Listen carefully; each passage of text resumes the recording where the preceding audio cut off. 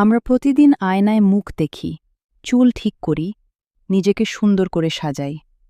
কিন্তু একবারও কি ভেবে দেখি আমার আসল পরিচয় কি?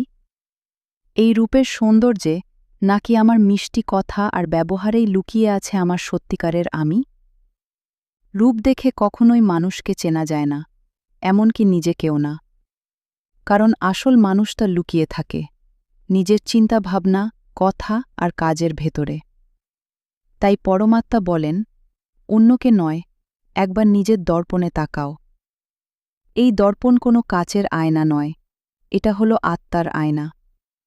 যেখানে আমরা দেখতে পাই কাকে আমরা কষ্ট দিয়েছি, কাকে ভালোবাসা দিয়েছি, কোথায় আমরা ঠিক ছিলাম আর কোথায় ভুল করেছি। আসলে জীবন হলো একটা হিসেবের খাতা, যেখানে প্রতিটি কাজ, প্রতিটি কথা, প্রতিটি ভাবনা জমা হয়।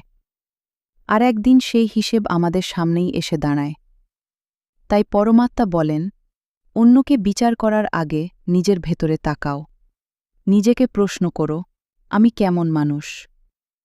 যদি মনে হয় কোথাও ভুল আছে, তাহলে আজ থেকেই নিজেকে বদলানোর চেষ্টা করো।